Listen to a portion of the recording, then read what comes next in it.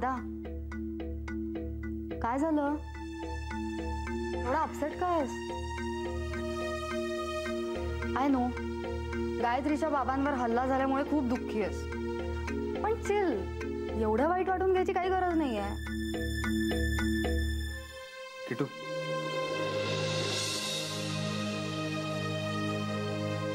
किटू माझं एक काम करशील छोटंसं?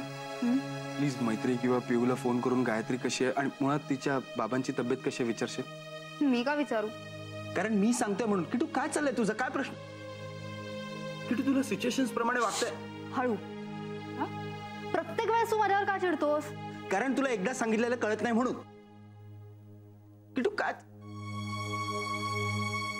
हे बघ किटू, कीर्तन एक खरंच खूप चांगले माणूस आहे आणि एका प्रामाणिक माणसावर हल्ला झालाय. किटू तू बघितलं नाही त्यांनी किती चांगलं काम केलं ते? आणि खरंच यार अशा माणसाची गरज आहे देशाला. गरज तुला असेल, मला नाहीये. आणि ज्या पद्धतीने ते तुझ्याशी वागतात ना ते मला अजिबात आवडत नाही. यार अरे कधी कधी ते अति करतात दादा. करतात कारण ते तसेच आहेत, त्यांचं नेचरच तसं आहे यार. ते स्ट्रिक्ट आहेत म्हणून आपण असं नाही बोलायचं. किटू मी तुला किती वेळा सांगितलंय. ओ म्हणजे आत्तापासूनच तू सासऱ्यांचा रिस्पेक्ट करायला लागलास. Kitu stop Bing typical. Okay ते गायत्रीचे बाबा आहेत म्हणून मी रिस्पेक्ट करत नाही, पण खरंच यार मला त्यांच्यातला प्रामाणिकपणा आवडतो आणि म्हणूनच त्यांच्याविषयी आदर आहे. त्यांच्या प्रामाणिकपणाचा तुला काय फायदा झाला रे? हा, प्रत्येक वेळेस त्यांच्यामुळे आपलं नुकसानच झालंय. तू एवढा मोठा इव्हेंट करतोयस, त्याच्या होर्डिंगसाठी परमिशन दिली का त्यांनी? किटू बाळा, किटू कसं आहे माहितीये का, प्रत्येक वेळी प्रत्येक गोष्टीत फायदाच बघायचा नसतो. तू त्यांच्यातली पॉझिटिव्ह साईड बघ ना. म्हणजे त्यांच्या या बेधडक बिनधास्त कारवाईमुळे कितीतरी इल्लीगल डान्स बार बंद झालेत, हो की नाही? कितीतरी तरुण मुलं तिथे जाण्यापासून वाचली आहेत यार. मग अशा प्रामाणिक माणसांवर हल्ला होणं चुकीचं नाही आहे का? या सगळ्याला ते स्वतः जबाबदार. मी म्हणते तो एका मोठ्या गुंडाचा बार आहे हे माहिती असून सुद्धा कशाला हिरोगिरी करायला जायची? आजच चुकलं. कोणासमोर? रोज क्वीन सारखा फालतू क्राऊन न मिळाल्यामुळे अकांड तांडव करणारी ही तुला काय करणार आहे इतरांचं भलं वगैरे? I am sorry. Oh my God, this is too much. तू मला सेल्फिश म्हणतोस? Will you please shut up? मला मैत्रीचा नंबर दे चुपचाप. Get lost.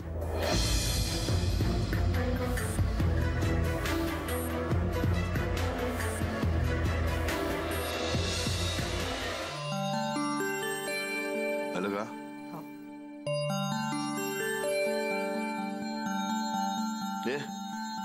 जरा बघू. अरे ह्या पेपर मध्ये सुद्धा हीच बातमी छापून आली आहे, सदाशिव कीर्तनेवरती दगडफेक. बस. अरे काय बातम्या छापतात ही लोक.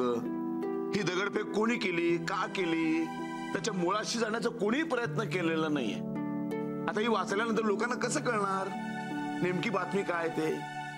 एकाही पेपर मध्ये नीट छापलं नाहीये. सगळ्यांनी नुसती ब्रेकिंग न्यूज बनवली. काय रे, बातम्यांच्या खऱ्या खोट्याबद्दल कोणाला काही पडलेली नसते. बस बातम्या रंजक कशा होतील याचीच खबरदारी घेत असतात हे हल्लीचे पत्रकार. बोलायला काय जातंय? सगळ्याला विषय हवा असतो फक्त. नाही, पण कोणी काही बोललं ना तरी माझ्या कामाच्या पद्धतीमध्ये मी कधीच बदल करणार नाही. बाबा, ज्याने दगड मारला होता तो सापडला का? कसं सापडेल?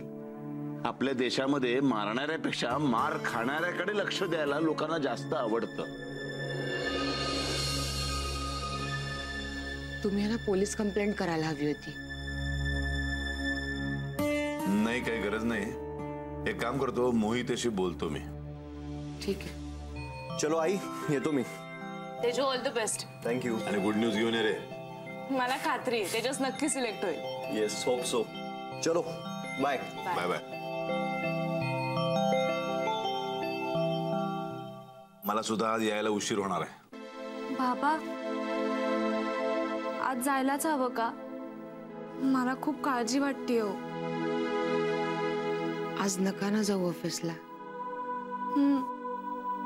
हे बघा, मला जायलाच हवं, कारण काम करणं हा मी माझा धर्म समजतो आणि तो मी पाळणारच. अहो पण आणि बघ, मी जर गेलो नाही तर त्या लोकांना एक चुकीचा मेसेज पोचतो. म्हणजे कीर्तने घाबरून बसला, मला असं नको आहे. मी घाबरलेलो नाहीये हे मला त्यांना दाखवून द्यायचंय. तसं नाही, पण जर प्रतिकार करायची वेळ आली तर अंगात ताकद नको का? एक गोष्ट लक्षात ठेवू मग, घाबरून घरामध्ये बसणं त्याला पळपुटा म्हणतात, आणि मी पळपुटा नाही. आणि प्रतिकार करणं ही मानसिक अवस्था आहे, त्याचा शरीराशी काही संबंध नाही. आता ह्या क्षणी मी थोडासा शरीराने कमकुवत असेल, पण मी मनाने कणखर आहे हेच त्यांना मला दाखवून द्यायचंय. तर मी घाबरून घरात बसणार नाही, मी जाणार, मी माझं काम 100% करणारच. कळलं? कळते का मी काय बोललो ते? घाबरू नका.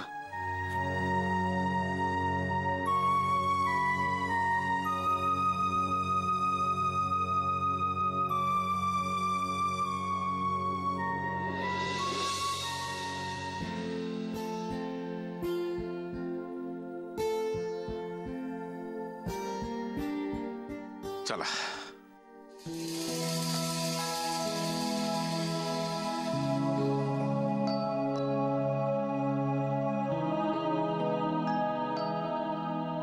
मा काय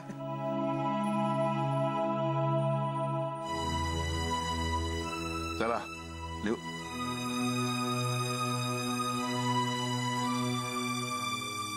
काय झालं? मी काही युद्धावर निघालेलो नाहीये.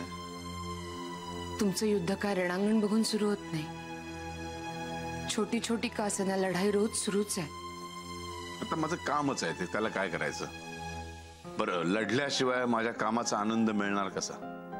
तुम्ही आहात एक काय धाडसी का काय ते? मग तू सुद्धा धाडसी बनायला हवंस. धाडसी बनणं म्हणजे डॉक्टर इंजिनियर बनण्यासारखं आहे का? ते मुळात तुमच्या आत असावं लागतं. मला भित्री म्हणा हवं तर, पण हे सगळं पाहण्याची ताकद नाही आहे माझ्यात. मग त्या सीमेवरच्या सैनिकांच्या बायकांनी काय करायचं? त्यांचे नवरे तर सीमेवर लढत असतात, रोज मृत्यूशी सामना करत असतात. त्या कशा त्यांच्या पाठीमागे खंबीरपणे उभ्या राहतात. मग तू सुद्धा त्या सैनिकांच्या बायकांसारखं खंबीर बनायला पाहिजे, धाडसी बनायला पाहिजे. कळलं? चला. मला नाही बनायचं.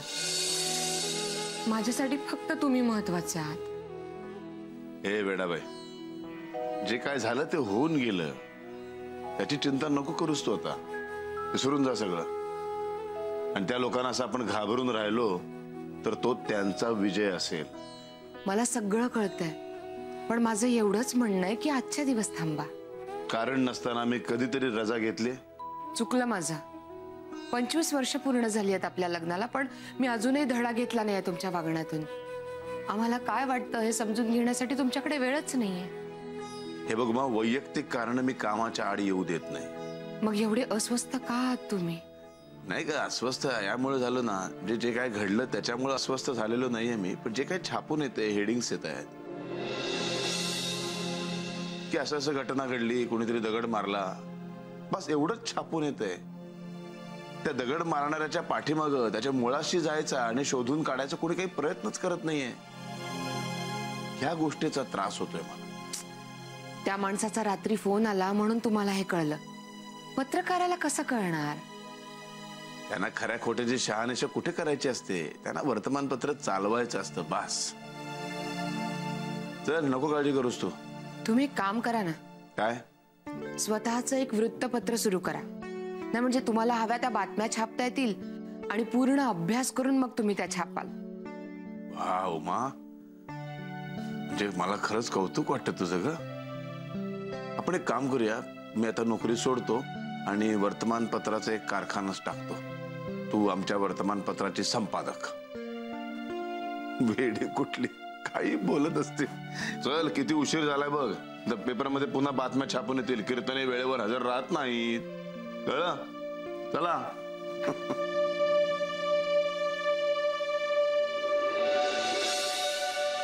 अरे हे आता खेळ खेळायला लागले आहेत आणि यांना असं वाटतंय की माझं दुर्लक्ष होईल. पण खरं सांगतो, हा सगळा खेळ संपवून टाकणार आहे मी. एक मिनिट. कीर्तने, तुला खात्री आहे की तो धमकीचा फोन त्या बार मालकानंच केला होता? म्हणजे फोन आला होता, पण तो त्यानेच केला की नाही मी खात्री नाही देऊ शकत. मी सांगू शकतो खात्रीनं. सर, मला खात्री आहे फोन त्यांनीच केला होता. पण सदा तू काहीही काळजी करू नकोस, तुझ्या केसालाही धक्का लागणार नाही. मोहिते, मी माझ्या जीवाची कधी फिकीरच केली नाही. हा, पण त्यांनी जर माझ्या बायका मुलांना काही करायचा प्रयत्न केला तर ते मात्र मी सहन नाही करू शकत. मी शब्द देतोय तुला आणि तुझ्या कुटुंबाला काहीही होणार नाही. त्यांचा हात तुझ्यापर्यंत पोहोचण्याच्या आधीच छाटून टाकेन मी. कीर्तने, मीही तुझ्या सोबत आहे. तू एक काम कर, तुझी सगळी टीम घेऊन बाहेर पड आणि त्यांची सगळी बेकायदेशीर बांधकामं पाडून टाक.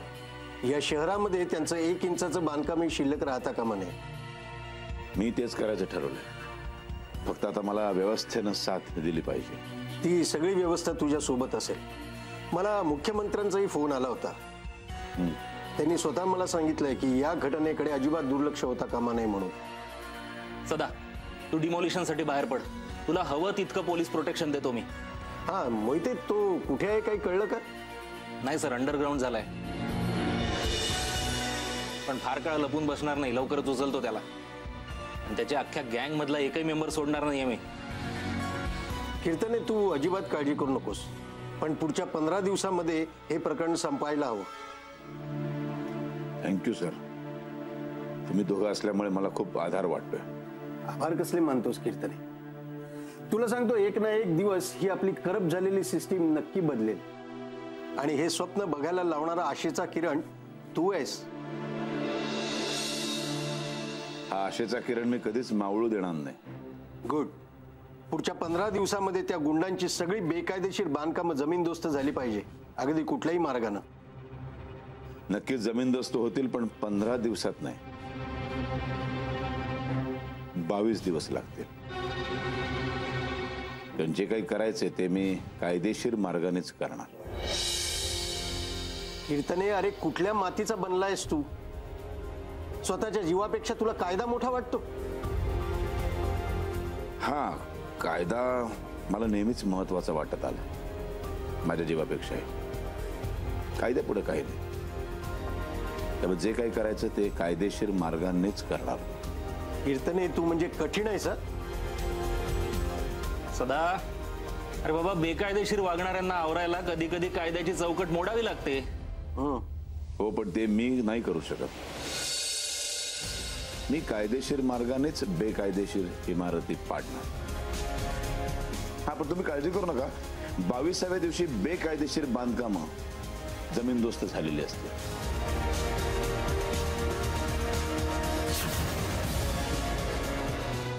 काल मला कळलं तेव्हा आम्ही खूप घाबरलो होतो.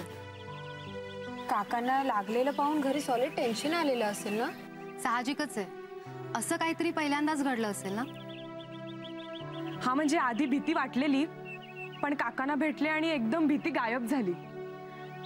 आम्ही उगाच काळजी करत होतो. हो, म्हणजे ते आले आणि काही न झाल्यासारखेच वागले. जणू त्यांनी अशा संकटांशी लढायचं ठरवलंच होतं. काकांना पाहिलं ना की भ्रष्ट सिस्टीम विरुद्ध लढणारा हिरो रिअल लाईफ मध्ये आल्यासारखा वाटतो. एखादा भक्त कसा कितीही प्रॉब्लेम्स आले तरी आपल्या देवाची भक्ती करायचं थांबत नाही, तसे आपले काका त्यांचं काम कधीच थांबवत नाही. बघ ना, इतकं सगळं होऊनही आज ते ऑफिसला गेलेच. खरंच गायत्री, तुझ्या बाबांच्या धाडसाचं कौतुक करायलाच हवं. खरं आहे हा गायत्री. तुझ्या बाबांसारखी माणसं प्रत्येक घरात असतील तर समाजात घाण कधीच दिसणार नाही.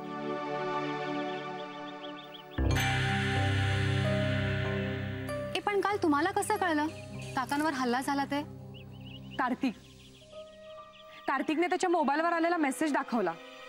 आम्हाला शॉकच बसला.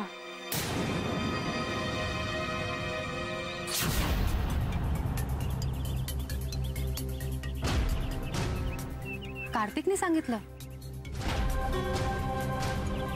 हो, आम्हाला तो गायत्रीच्या घरी सोडायलाही आला होता. त्याने तुम्हाला ड्रॉप केलं? काल मी त्याला किती शोधत होते आणि तो तुमच्या सोबत होता.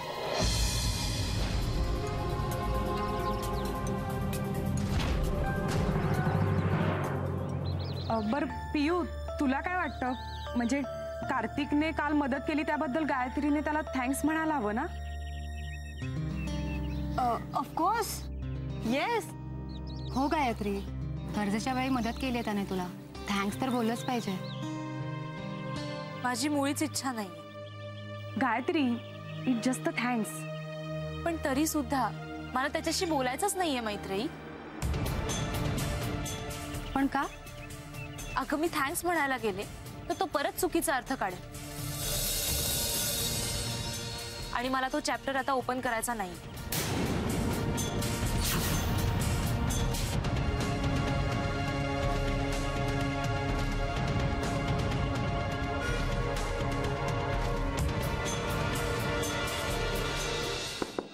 Come in. Sir, Kartik Rajhans आलाय. दे, पाठवून दे. Okay sir.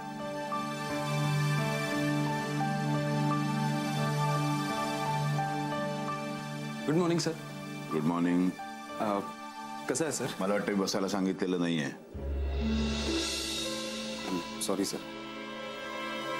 बसू शकतो? थँक्यू. कसे आहात सर? कसा दिसतोय? नाही, आय मीन काल तुम्हाला फार लागलं नाही ना? नाही, सुखरूप आहे मी सुखरूप आहे बघून लोकांना मात्र बरंच काही लागलंय.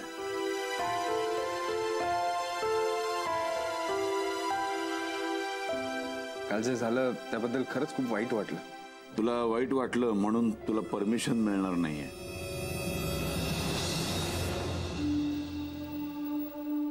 ओके, पण आणि परमिशन नाकारल्याचं ऑफिशियल लेटर आजच तुला मिळेल.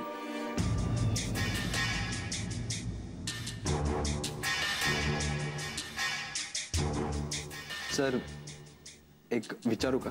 ऑलरेडी बराच वेळ मी तुला दिलेला आहे, त्यामुळं ऑफिशियली काही विचारायचं असेल तर विचार. सर, मी कायदेशीर मार्गाने परमिशनसाठी अप्लाय केलं होतं, तरी सुद्धा मला परमिशन मिळालं नाही का? कारण तुझं होर्डिंग जिथे तू लावणार होता त्याच्या पाठीमागे जी चाळ आहे त्या चाळीतल्या लोकांचा व्ह्यू ब्लॉक होतो. ओके. म्हणजे त्यांची मुलं बाळ शाळेमध्ये जाताना, स्कूल बसमध्ये चढताना उतरताना त्यांना दिसणं बंद होतं. आणि ही तक्रार त्यांची फार जुनी आहे. ओके, समजा मी त्या चाळीतल्या लोकांकडून एनओसी आणली तर? नाही, तरी सुद्धा मी तुला काही मदत करू शकत नाही. कारण ही इमारत तुझ्या आजोबांनी 1920 साली बांधलेली आहे. बरोबर. रेल्वे लाईनच्या बाजूला आहे. अतिशय कमकुवत झालेली आहे ती. त्याच्यामुळं मी कुठलाही धोका पत्करू शकत नाही. म्हणजे होर्डिंग न लावल्यामुळे तुला बिझनेसमध्ये किती लॉस होणार असला तरी सुद्धा मी लोकांच्या जीवाशी खेळू शकत नाही. मी तुला परवानगी देऊ शकत नाही.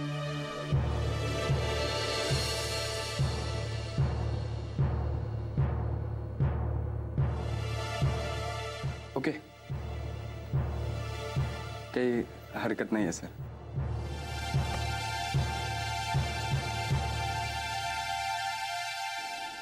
सर, प्लीज काळजी घ्या. तू गेलास तरी चालेल.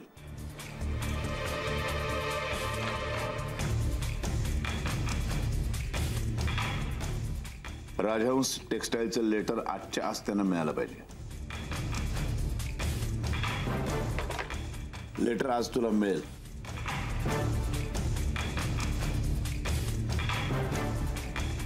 Okay.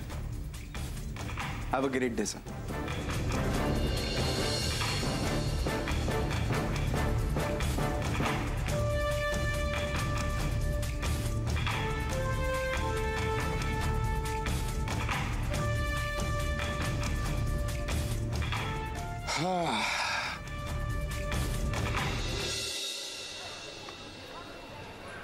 C Kittu, technically your right, पण आर्टिस्ट असतो ना त्याच्यात एक एक्स फॅक्टर असतो, तो यायचा आहे अजून. राईट, एक सिम्पल मुवमेंट आहे एवढीशी, पण तोच एखादा आर्टिस्ट एवढं करतो ना तर त्याच्यात एक ग्रेस येतो. तू गायत्रीला ऑब्झर्व कर. Excuse me. हे हीरो, कुछ बात बनी? कुछ बात नाही बनी. आता माझं होल्डिंग नाही लागणार आहे तिथे. म्हणजे तिच्या वडिलांशी पण. दादा, तू त्या गायत्रीसाठी वेडा झालास. Please stop it. हे अति होतंय तुझं, आणि हे सगळं प्रकरण ना मी आता बाबांच्या कानावर घालणार आहे. किटू, तू असलं काही करणार नाहीयेस, कळलं? I am serious. बघच तू आता. असो, आय एम ऑल्सो सिरियस. बघच तू. लिसन, आपली जी मुलगी आहे ना किटू, किट्टू, ती कुठून आली? नाही ती नाही. आपली जी हिरोईन आहे ना गायत्री, ती अशी 1960sच्या हिरोईन सारखी आहे, एकदम स्वीट, साधी, सिंपल, सरळ, यु नो. आणि तिचे जे वडील आहेत ना, वडील ते म्हणजे असे इसवी पूर्व काळातले वगैरे असतील. सो हा सगळा शोरील तू मला का सांगतोयस? त्या अगोदर तू मला सांग, तू तिच्या बाबतीत खरंच सिरियस आहेस का? आता हिच्याशी काय हिब्रू भाषेत बोलत होते, एवढं ओरडून सांगतो तिला. तू ऐकलं नाहीस का? आता तू पण ऐक. Yes, I am serious. All right, कळलं मला.